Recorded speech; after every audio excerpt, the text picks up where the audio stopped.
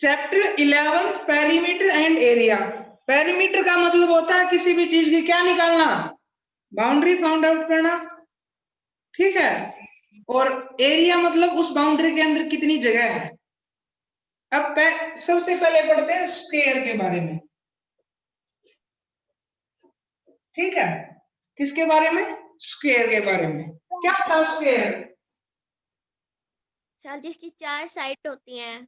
Sir जिसकी 4 side 4 into और sir बताओ, उसका समुच्चय साइड और बताओ, जिसकी साइड 4 साइड 4 into साइड है।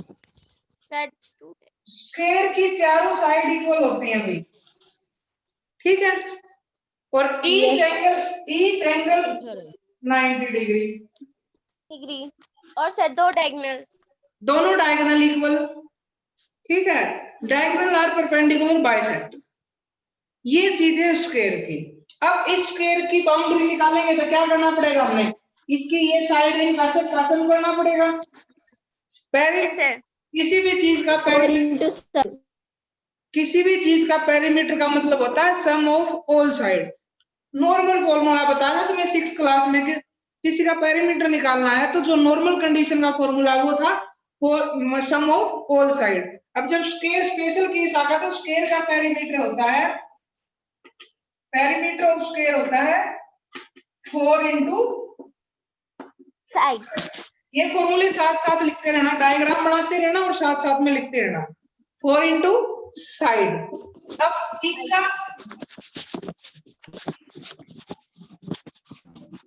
ये माइक को कॉपी से दूर रखो, आवाज नहीं आनी चाहिए।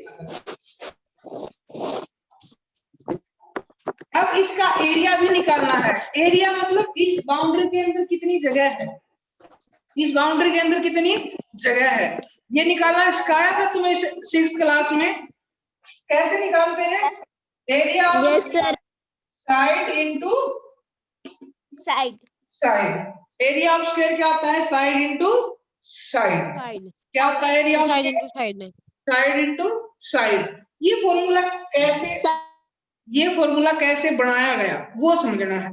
ये फॉर्मूला कैसे ड्राइव किया गया, कैसे सोचा कि ये साइड इनटू साइड करने से कैसे एरिया आएगा ये बताना, ये सोचते हैं, ठीक है। देखो कैसे किया गया होगा।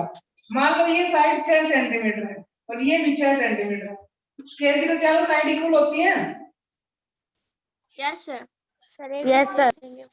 एरिया निकालने का मतलब होता है कि इसके अंदर हम कितने स्क्वायर 1 यूनिट के कितने स्क्वायर बॉक्स रख सकते हैं। अगर यहाँ सेंटीमीटर है तो इसका मतलब है कि इसके अंदर कितने 1-1 सेंटीमीटर के छोटे छोटे बॉक्स रखे जाएंगे। 1-1 सेंटीमीटर के कितने छोटे छोटे बॉक्स रखे जाएंगे, उसको बोलते हैं क्या, एरिया। क्या बोलते हैं उसको, एरिया। जितने बॉक्स रखे जाएंगे जितने बॉक्स रखे जाएंगे उतना इसका क्या होगा, एरिया होगा। अब कैसे पता लगेगा, एरिया देखो ये 6 सेंटीमीटर है तो इसको 6 पार्ट में डिवाइड कर दो, 1 2 3 4 5 और ये 6। इधर से भी ये 6 सेंटीमीटर 6 पार्ट में डिवाइड कर दो, 1 2 3 4 5 और ये 6। अब जो ये तुम्हारा ये बना है ना, ये देखो इधर भी 1 सेंटीमीटर है और इधर भी 1 सेंटीमीटर है, तो ये भी एक स्क्वायर है कितने का, 1 सेंटीमीटर का। अब ये स्क्वायर काउंट करो, 1 2 3 4 5 6 7 8 9 10 11 12 13 14 15 16 17 18 19 20 21 22 23 24 25 26 27 28 29 30 31 32 33 34 35 36।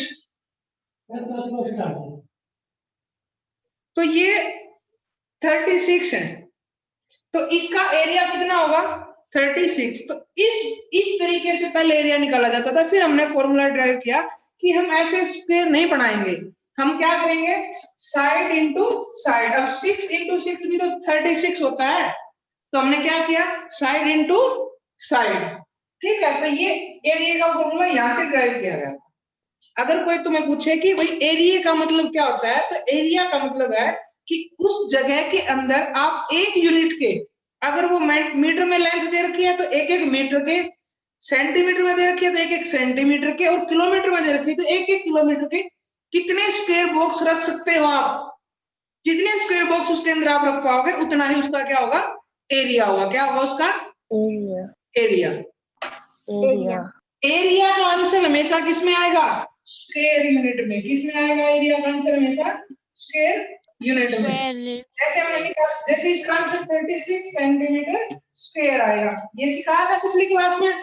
पावर 2 आती है हमेशा आंसर में जब एरिया निकालते, पेरीमीटर में नहीं आएगी, एरिया एरिया में आएगी। समझ गए? Okay, sir. स्क्वायर की ये सारी चीजें हैं। Okay, sir. अब इसके बाद पढ़ते हैं रेक्टेंगल। क्या रेक्टेंगल रेक्टेंगल? ये दो बार कौन बोल रहा है? रेक्टेंगल तरुण। यस सर ऐसे बोल रहे हो? अच्छा आप देखो, रेक्टेंगल क्या होती है? गेट पे बंद कर दो अगर अंदर घुस गया तो। Rectangle is a polygon which in which opposite side are equal.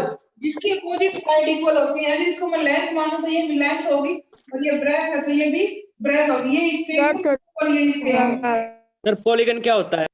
Polygon any close shape which is made by line segment. एक ऐसा क्लोज शेप जो लाइन सेगमेंट से बनता है उसको पॉलीगन बोलते हैं। और सबसे छोटी पॉलीगन ट्रायंगल होती है। ठीक है? अब ओके सर। ये है Okay, sir. रेक्टेंगल की अपोजिट साइड इक्वल है। पेरीमीटर निकालने का formula same, sum of all side. अब इसकी सभी साइड का सम करेंगे तो क्या आएगा, l plus B, l plus B.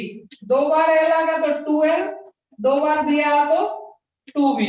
दोनों में से कितना कॉमन आया, 2। फॉर्मूला आया l प्लस बी। हमने ये फॉर्मूला याद करना है। Perimeter of rectangle, perimeter of rectangle 2 into l plus b। l का मतलब लेंथ, b का मतलब breadth. l plus b। Breadth को विच भी बोला जा सकता है, समस्या नहीं होनी चाहिए किसी को। ठीक है? Okay, sir. समझ गए अब इसको? Yes, sir. इसके बाद अब इसका एरिया देखते हैं। एरिया, एरिया उसमें हमने निकाला था साइड इनटू साइड। यही लिखा था ना, साइड इनटू साइड। उसमें दोनों साइड सेम थी तो इसलिए हमने लिख दिया था साइड इनटू साइड। दोनों सेम थी इसलिए साइड इनटू साइड लिखा गया। अब दोनों अलग अलग हैं तो इसको लिखोगे l into B, l into B. Rectangle की 2 चीज तुम्हें बताई गई है, perimeter 2 into l plus B, area मतलब l into b। पेरीमीटर कब निकालते हो, जब आपको कोई फेंसिंग के बारे में बात करेगा या ये कहेगा कि मैं ग्राउंड के चारों तरफ राउंड लगा रहा हूँ, तब हमें पेरीमीटर की जरूरत पड़ेगी। तभी पड़ती है ना। या तुम अपने घर खेत के चारों तरफ वायर लगा रहे हो तब भी हमने क्या निकालना पड़ेगा, पेरीमीटर, क्योंकि वो वायर राउंड फेंसिंग बाउंड्री पे होती है। बाउंड्री का मतलब पेरीमीटर है। ठीक है? पेरीमीटर। तो ये है रेक्टेंगल। इसके बाद अगली चीज पढ़ते हैं ट्रायंगल। ट्रायंगल तो पढ़ रखी होगी। Yes sir. Yes sir. कितनी टाइप की ट्रायंगल होती है बताओ? Sir 3 sir 3। बताओ टाइप की कैसे? सर है। लेट्स सर स्केलन, हाँ। आइसोसेलेस और इक्विलेटरल।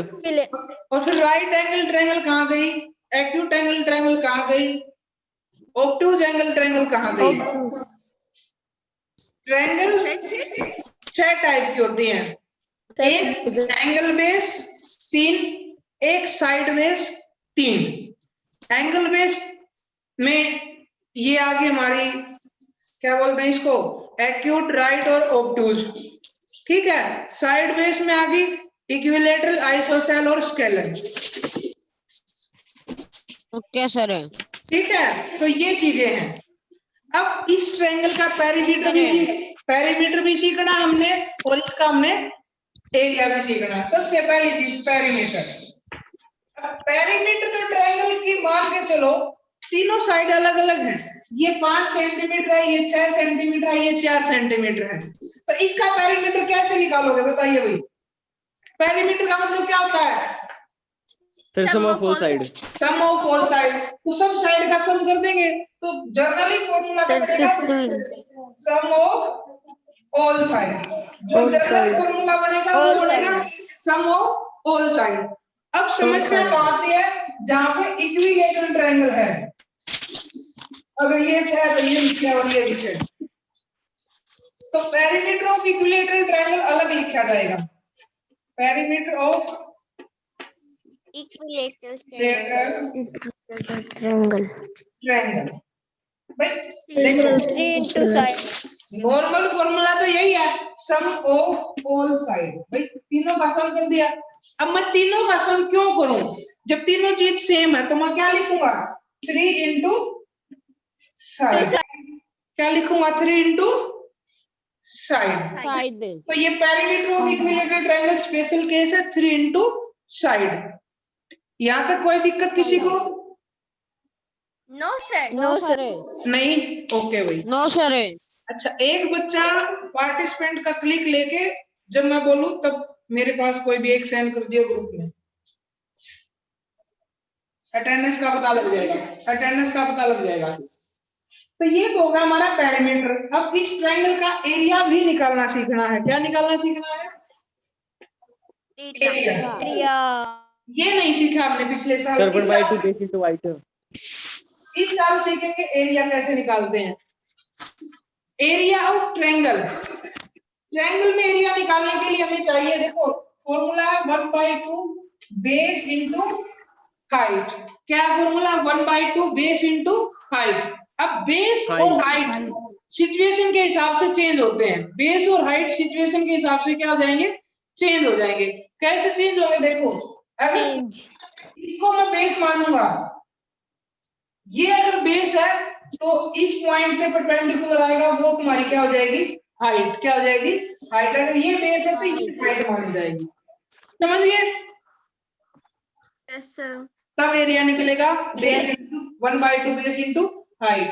अगर दूसरी कंडीशन, अगर पॉलीगन का क्या होता है? पॉलीगन का होता है बेस इनटू हाइट। कोई भी पॉलीगन है, बेस इनटू हाइट। अब ये ट्रायंगल हाफ हो जाती है तो इसका 1/2 बेस इनटू हाइट हो जाता है। Okay sir. अब इसमें अगली चीज देखिए, अगर मैंने इसको बेस माना तो हाइट यहां से आएगी ऐसे, ठीक है। जैसे तुम बेस करोगे, चेंज करोगे तो उसके साथ होता है कोई सा बेस माने। हाँ, बेस कोई भी मानो तो हाइट उसके साथ साथ में चेंज करनी पड़ेगी। अगर इसको बेस मानोगे तो हाइट ये मानी जाएगी। एरिया रहेगा तीनों कंडीशन में सेम, आंसर आएगा सेम बिल्कुल, परंतु आवाज नहीं भैया, एरिया माना जाए आएगा तीनों में सेम, परंतु जैसे तुम बेस को चेंज कर दोगे तुम्हारी हाइट चेंज हो जाएगी।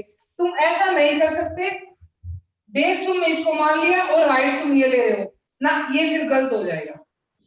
ठीक है, जो बेस मानोगे उसके सामने वाले वर्टेक्स से हाइट आनी चाहिए। समझ गए? समझ गए? सर कोई सी भी ट्रायंगल हो चाहे वो, कोई भी ट्रायंगल हो। अब बात करते हैं इक्विलेटरल ट्रायंगल की। इक्विलेटरल ट्रायंगल, इसका फॉर्मूला एक थोड़ा सा आसान है, √3/4 a²। a का मतलब साइड। देखो इससे तो निकलेगा ही निकलेगा भाई, इसको तो कोई मना नहीं कर सकता। ठीक है, जैसे पेरीमीटर का formula some of all side है, उसको कोई मना नहीं कर सकता। ऐसे ही ट्रायंगल का एरिया 1/2 बेस इनटू हाइट से निकलेगा, कोई मना नहीं कर सकता। परंतु इक्विलेटरल ट्रायंगल में अगर तुम्हारे पास हाइट नहीं है तो हम साइड से भी एरिया निकाल सकते हैं। हम साइड से भी एरिया निकाल सकते हैं। उसका फॉर्मूला ये है √3/4 a²। समझ गए? Yes sir. इसके बाद नेक्स्ट टॉपिक चलते हैं। सर कृष्ण ने तो अटेंडेंस भी भेज दी। पागल है ना वो, उसको मैंने बोला था अभी। उसके बाद है